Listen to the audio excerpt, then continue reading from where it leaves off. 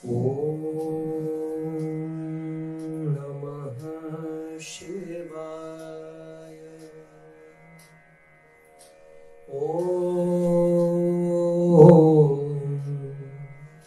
नमः शिवाय। सच्चिदानन्दरूपाय विश्वोत्पत्त्यादिहेतवे तापत्रय विनाशाय श्रीकृष्णाय वयं नमः। जय श्री कृष्ण। एक बार पुनः आप सभी का बहुत बहुत स्वागत है हमारे कार्यक्रम भागवत कथा। पिछले सत्र में हमने श्रवण किया कि भागवत सुनने का अधिकारी कौन है। किसी भी काम के लिए आपको कोई ना कोई योग्यता चाहिए ही होती है, तो भागवत सुनने के लिए श्रोता की योग्यता क्या हो, क्योंकि ये कोई साधारण नहीं है। आपको एक सामान्य जॉब पाना है, एक नौकरी पाना है, तो भी आपको अपनी योग्यता, अपनी डिग्रियां उसको दिखानी होती है। तो यहाँ भागवत सुनने का अधिकार किसको है, क्या योग्यता आपके भीतर चाहिए। भागवत सुनने का अधिकारी कौन है? जो निर्मत्सर है, जो दूसरों के उत्कर्ष को देख करके प्रसन्न होता है, उससे जलता नहीं है, जो चाहता है कि उसके आसपास के जो लोग हैं, जो उसका परिकर है, वो सब आगे बढ़े, जो वसुधैव कुटुंबकम की भावना रखता है, जो समूचे विश्व को अपना परिवार समझता है, अपना कुटुंब समझता है। जैसे हम लोग, आपका बेटा, आपका भाई कोई प्रगति करे तो कितना अच्छा लगता है, वैसे ही जब पड़ोसी करे या कोई भी प्रगति करे तो हमको अच्छा लगना चाहिए। और ऐसा जिसका स्वभाव बन गया है वही भागवत सुनने का अधिकारी है। और इसके उपरांत भागवत क्या करती, बोले तापत्रयोन्मूलनम, ये सबके लिए कल्याणकारी है, तीनों तापों का उन्मूलन करने वाली है। प्रथम में ही हम जान चुके हैं ताप कौन कौन से हैं, कितने प्रकार के हैं। आप प्रथम सत्र जब सुनेंगे तो आपको ताप के विषय में मिल जाएगा कि हमारे यहाँ कितने ताप है और कौन सा ताप किस कारण से हमें प्राप्त होता है। भागवत सुनता है उसका क्या होता है, बोले निर्मत्सर हो करके, कल्याण की भावना से जो व्यक्ति भागवत का श्रवण करता है उसके हृदय में भगवान आकर के विराजमान हो जाते हैं। कैसे? श्रीमद्भागवते महामुनिकते किं वा परेश्वर सद्योरद्यवरुध्यते त्रिकृतुभिः शुश्रूषवे तत्क्षणात्। बड़ी सुंदर बात कहते हैं। श्रीमद्भागवते महामुनिकृते किं वा परेश्वरः। महामुनि वेदव्यास जी यहाँ पर कहते हैं कि जो व्यक्ति निर्मत्सर होकर भागवत का श्रवण करता है उसके हृदय में भगवान सद्यो है ना, बड़ी जल्दी, हृदयवरुध्यते त्रिकृतुभिः, शीघ्र ही भगवान उसके हृदय में आकर के अवरुद्ध हो जाते हैं। क्या हो जाते हैं? विराजमान शब्द का प्रयोग यहाँ नहीं हुआ है, यहाँ पर अवरुद्ध होने की बात कही है। अवरुद्ध मतलब जो अपनी मर्जी से फिर निकल नहीं सकता, एक बार आ गया तो। एक उदाहरण से समझिए, जिस प्रकार जेल में एक कैदी भी रहता है और एक जेलर भी होता है। अब जो कैदी है वो भी जेल में और जेलर भी जेल में। बस फर्क इतना है कि जेलर साहब वहां पर विराजमान है और कैदी वहां पर अवरुद्ध है। अब विराजमान और अवरुद्ध कैसे समझेंगे? बोले अवरुद्ध जो है वो अपनी मर्जी से कहीं भी आ जा नहीं सकता, क्योंकि वो अवरुद्ध है। और जो विराजमान है, जो आया है, वो स्वतंत्र है, वो जब भी आ सकता है, जब चाहे जा सकता है। जिस प्रकार कैदी कहीं अपनी मर्जी से नहीं जा सकता, परंतु जो जेलर है वो अपनी मर्जी से आएगा, वो अपनी मर्जी से जा भी सकता है। ठीक उसी तरह भगवान भक्त के हृदय में जो निर्मत्सर होकर भागवत का श्रवण करता है, उसके हृदय में सद्यो शीघ्र आकर के बैठ जाते हैं और हृदयवरुध्यते, हृदय में आकर अवरुद्ध हो जाते हैं। फिर जब तक वो भक्त स्वयं नहीं चाहता तब तक भगवान उसके हृदय से बाहर निकल नहीं पाते। और ये इतनी देर में हो जाता है, कितनी देर में? बोले शुश्रूषभित्तक्षणात्, केवल श्रवण करते ही, जैसे ही आपने श्रवण करने का मन बनाया, भगवान आकर के आपके हृदय के भीतर बैठ जाते हैं। और जब तक आप न चाहें, जब तक वो भक्त न चाहे, तब तक भगवान उसके हृदय से बाहर नहीं निकल सकते। ये भागवत की महत्ता है। भागवत भगवान को भी उठा करके आपके हृदय में अवरुद्ध कर देती है, और जब तक आप स्वयं न चाहें तब तक परमात्मा आपके हृदय के भीतर ही रहता है। तो इतना सामर्थ्य यदि किसी ग्रंथ में है, किसी शास्त्र में है, तो वो केवल और केवल श्रीमद् भागवत में है। अन्य कहीं आपको ये देखने को नहीं मिलेगा। इतनी गारंटी के साथ कोई भी शास्त्र नहीं कहेगा। भागवत तो गर्जना करती है, सद्यो हृदयवरुध्यते कुतभि शुश्रूषभित्तक्षणात्, सुनने मात्र से हृदय में आकर विराजमान हो जाएंगे भगवान। और महिमा भागवत की कहते हैं, श्रीमद्भागवतम् पुराण तिलकम् यद वैष्णवानां धनम् यस्मिन् पारमहंसमेव ममलम् ज्ञानं परं गीयते यत्र ज्ञान विराग भक्ति सहितं निष्कर्म्यमाविष्कृतम् तत्क्षणवन् प्रपठन् विचारण परो भक्त्या विमुच्यन्नरः। बोले भागवत क्या है? बोले श्रीमद् भागवतम पुराण तिलकम। श्रीमद् भागवत जो है वो 18 पुराणों में से उन 18 पुराणों का तिलक है। हमारे पूरे शरीर में सबसे ऊपर कौन सा अंग होता है? हाँ, मस्तिष्क।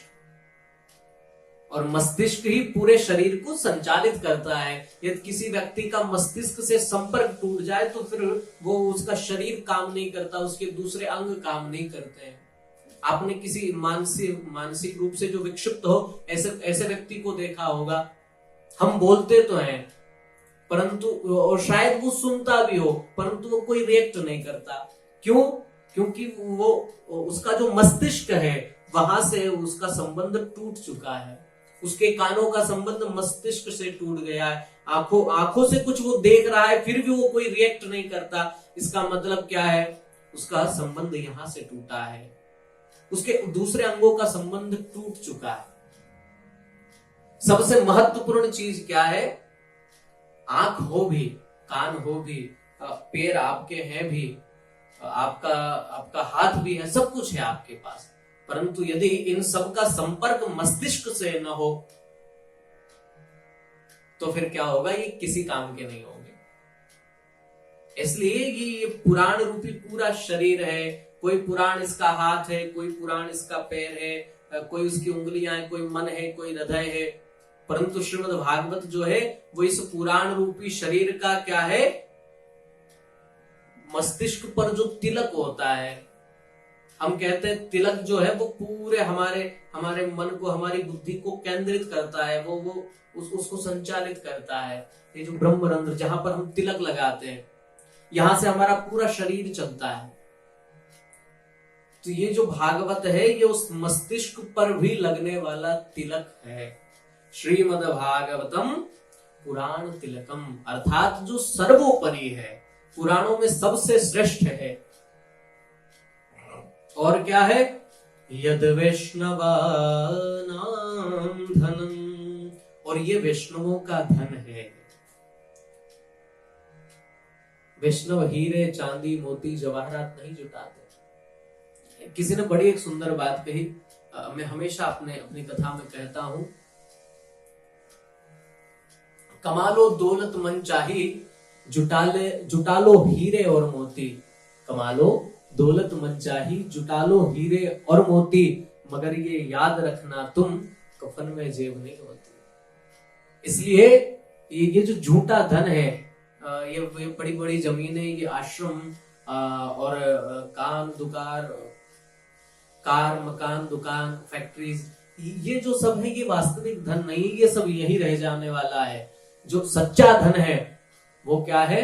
वो तो भगवान का भजन है, जो हमारे किए गए सुकृत है, जो हमने औरों की सहायता की है, जो परोपकार हमने किए हैं, जो किसी दुखियारे को देखकर हमारा दिल जो है वो पिघल गया है और उसकी सेवा के लिए आगे आया है। ये जो सत्कर्म है जिससे हमारे सुकृत बने, जिससे हमारे पुण्य बने हैं और जो हमने भगवान का भजन किया है, यही हमारे साथ जाने वाला है। बाकी कोई चीज साथ नहीं जाती। बहुत सारे लोग ऐसे दुनिया में हुए हैं जो बड़े बड़े धनपति है, जिनकी संपत्ति शायद हम गिने तो गिन भी ना पाए कि उनके पास कितनी संपत्ति होगी, परंतु ऐसे लोगों को भी ये दुनिया भूल चुकी है। और ऐसे ऐसे कई फकीर हैं जिनके पास कुछ नहीं था, परंतु दुनिया उन्हें आज भी याद रखती है। उसको ये दुनिया कभी नहीं भूलेगी, क्योंकि उन्होंने परोपकार के लिए काम किया है। परोपकारा ये सताम विभूत है। जो सज्जन होते हैं, जो साधु होता है, वो कभी भी अपने लिए संग्रह नहीं करता, वो परोपकार के लिए लगता है। उसके पास जो आता है वो सब लगा देता है। तो वैष्णवों का धन क्या है? श्रीमद् भागवत ही वैष्णवों का धन है। यद वैष्णवानाम धनम। पैसा नहीं जुटाता वैष्णव। अब मेरा तो गा गा करके, खूब गलियों में गा गा करके उसने कहा, पायो जी मैंने राम रतन धन पायो, खर्चे न फूटे चोर न लूटे, दिन दिन बढ़त सवायो। जो खर्च करने से कभी कम नहीं पड़ता और इसको कोई चोर इसको चुरा नहीं सकता। और इसको जितना लुटाया जाए, जितना लोगों में बांटा जाए, उतना बढ़ता है। दिन दिन बढ़त सवायो, पायो जी मैंने राम रतन धन पायो। यद वैष्णवा नाम धनम। तो श्रीमद् भागवत ये वैष्णवों का धन है और परमहंसों की ये संहिता है और ज्ञान का ये परम गीत है। ज्ञानम परम गीयते। जो ज्ञान का बोध कराता है, इसलिए ये ज्ञान का सच्चा गीत है साहब। और बड़ा दुर्लभ है। स्वर्गे सत्ये च कैलाशे वैकुंठे नास्तयं रस, अतः पिबन्तु सद्भाग्या मामुंचन कर्हिचित्। वेद व्यास जी पुकार करके कहते हैं, जोर से कहते हैं, स्वर्गे सत्ये च कैलाशे वैकुंठे नास्तयं रसः। हे सद्भाग्यों, जो श्रीमद् भागवत तुम्हें श्रवण करने को मिल रही है, न तो ये स्वर्ग लोक में है। स्वर्ग के सुख की लोग कल्पना भी करते हैं तो बड़ा मन प्रसन्न हो जाता है। यहाँ कोई भी कहीं किसी को सुख देखता है तो कहता, वाह भैया तुम्हारा घर तो स्वर्ग जैसा है, जहाँ सब साधनों का भंडार है, जहाँ सब साधन है। लोग देखकर, उसे देखकर स्वर्ग की कल्पना करते हैं।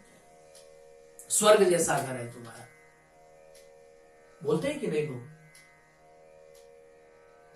परंतु उस स्वर्ग में भी श्रीमद् भागवत की कथा नहीं है।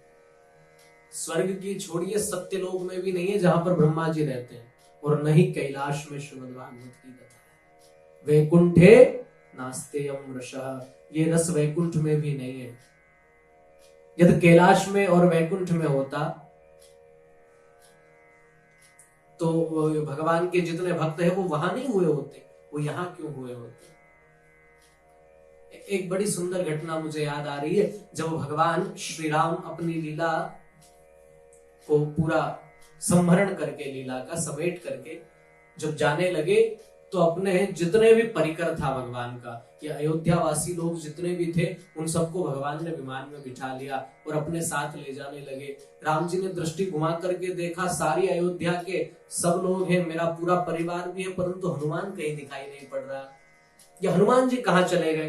तभी गौर से देखा तो हनुमान जी एक तरफ एक कोने में खड़े हुए थे। राम जी ने कहा, भाई हनुमान, सब लोग जा रहे हैं, विमान तैयार है, तुम अकेले यहाँ बाहर खड़े हो, तुम्हें नहीं चलना क्या हमारे वहां साकेत धाम में? तुम हमारे साथ नहीं रहना चाहते?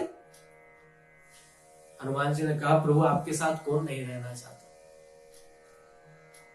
हम भी चलेंगे जरूर, परंतु बस एक छोटी सी बात आपसे पूछनी थी, आपकी कथा श्रवण करने को मिलेगी आपके साकेत धाम में? राम जी ने कहा, भैया हनुमान, कथा तो वहां श्रवण करने को नहीं मिलती, कथा वहां नहीं है। अरे हम तो रहेंगे, तुम चलो। बोले, नहीं प्रभु, क्षमा करना, जहां पर आपकी कथा नहीं वहां मैं नहीं आ सकता। राम कथा सुनने को रसिया, राम लखन सीता मन बसिया। हम तो आपकी कथा सुनने के रसिक हैं। जो आनंद आपकी कथा सुनने में आता है, आपका भजन करने में आता है, वो आनंद आपके साथ रहने में भी नहीं आता। इसलिए वैकुंठ लोक में भी भागवत की कथा नहीं मिलेगी, न तो स्वर्ग लोक में, न सत्य लोक में, न ही कैलाश में है। यदि कैलाश में होती तो भगवान शिव राम कथा सुनने के लिए अगस्त ऋषि के पास नहीं आते। अगर ये कहीं उपलब्ध है तो केवल और केवल पृथ्वी लोक पर, इस मृत्यु लोक पर श्रीमद् भागवत कथा उपलब्ध है। इसलिए स्वर्ग के देवता भी तरसते हैं। मैंने आपसे निवेदन किया था पिछले सत्र में, महात्म के आरंभ में, कि जब परीक्षित को वो श्राप लगा, श्री सुखदेव जी भागवत की कथा सुनाने के लिए उपस्थित हुए, तो देवता अमृत का कलश लेकर के आ गए। बोले, ये हमको सुना दीजिए। भाई देवता तो स्वर्ग में ही रहते हैं ना, अगर स्वर्ग में होती तो देवता धरती पर क्यों आते? इसलिए धरती पर जिनने जन्म लिया है और मानव शरीर पाया है, देवता उसके भाग्य की भूरी भूरी प्रशंसा करते हैं। देवता कहते हैं, सुर दुर्लभ, जो देवताओं को भी दुर्लभ है, ऐसा मानव देह इन मृत्युलोक वासियों को मिला है। इनका कितना बड़ा सौभाग्य है, और हम इसी शरीर को व्यर्थ गंवा रहे हैं। इस व्यर्थ न गवाइए। हम लोग सद्भागी है कि हमको भागवत, हमको राम कथा सुनने का सौभाग्य मिला है। भगवान के उत्सवों को मनाते हैं। कभी हम नवरात्रि मना रहे हैं, कभी हम जन्माष्टमी मना रहे हैं, कभी शिवरात्रि मना रहे हैं, कभी हम गणेश उत्सव मना रहे हैं, कभी सावन में भगवान शिव का नित्य अभिषेक कर रहे हैं। ये सब आनंद और कहीं नहीं है। अरे भारत को छोड़ के पृथ्वी पर और कहीं भी नहीं है, बताइए, कहीं आपको नहीं मिलेगा। इसलिए सबसे पहले तो सौभाग्यशाली मानिए कि हमने मृत्यु लोक पर जन्म लिया, और उसमें भी भारत भूमि पर। इसलिए हमारे यहाँ देश का जितना सम्मान, जितना गर्व के साथ हम कह सकते हैं कि हम भारतीय हैं, हमने भारतवर्ष में जन्म लिया है। अन्य किसी देश के व्यक्ति को इतना गर्व नहीं होगा अपने देश का नाम बोलने में, जितना हम भारतीयों को होता है। इसलिए हम लोग सद्भागी है। व्यास जी कहते, अतः पिबन्तु सद्भाग्यो मामा मुंचन करहि। हे सद्भागी, इसको भाव से श्रवण करो और इसको किंचित भी मत छोड़ो, किसी भी स्थिति में मत छोड़ो। तुमको सुनने का सौभाग्य मिला है। परमात्मा की तुम्हारे ऊपर बहुत बड़ी कृपा है। आगे चलकर सनक सनंदन सनातन चारों भैया अपनी कथा को जब विश्राम करते हैं, अंत में जब सत्संग, जब संकीर्तन होता है, तब बहुत भगवान के जो परम भक्त हैं वो सब प्रकट हो जाते हैं। प्रहलाद, बल्यो, उद्धव, फाल्गुनादि, प्रहलाद, बलि, उद्धव और ये सब भगवान के कीर्तन में मग्न हो जाते। दृष्टाम प्रसन्न बहदासने हरिमते चक्रीरे कीर्तन मग्रतस्तथा। कीर्तन करने लगते हैं, और जब कीर्तन आरंभ हुआ तो प्रहलाद जी महाराज जो है वो ताली बजा रहे हैं। प्रहलाद स्थालधारी गरल लसतया चोदव कांशधारी। प्रहलाद जी ताली बजा रहे हैं, गरल लसतया, उद्धव कांस्य बजा रहे हैं, वीणाधारी सुरर्षि देवऋषि नारद वीणा बजा रहे हैं, और स्वर कुशलतया, स्वर में कुशल अर्जुन, राग करता अर्जुनो भूत, अर्जुन आलाप लगा रहे हैं। और इंद्रो वादिं मृदंगान, इंद्र का जो वाद्य है वो मृदंग है। वो मृदंग पर जो इंद्र ने जब थाप रखी, महाराज इतना अद्भुत आनंद उपस्थित हो गया। और जय जय शुक्रा कीर्तने ते कुमारा, कोई जय हो कर रहा है, और सनक सनंदन सनत कुमार चारों भैया कीर्तन कर रहे हैं आनंद से। और सुखदेव जी भी वहां पर प्रकट हो गए। वो अपनी जो है अद्भुत रचनाओं का, कथाओं का श्रवण कराते जा रहे। यत्राग्रे भाव वक्ता सर सर चनया व्यास पुत्रो बभूव। ऐसा अद्भुत आनंद वहां पर उपस्थित हुआ। और इसको जो जो भाव पूर्वक इस भागवत के इस महात्म को श्रवण करता है वो सकल सिद्धियों को पा जाता है। वो सबसे महत्वपूर्ण जो है भगवान की भक्ति को वो प्राप्त कर जाता है, परमात्मा को वो प्रिय हो जाता है। और इसी के साथ श्रीमद् भागवत के पद्म पुराणोक्त महात्म को यहाँ पर हम लोग विश्राम देते हैं। और इसी के साथ इस सत्र को भी यहीं पर हम विश्राम दें।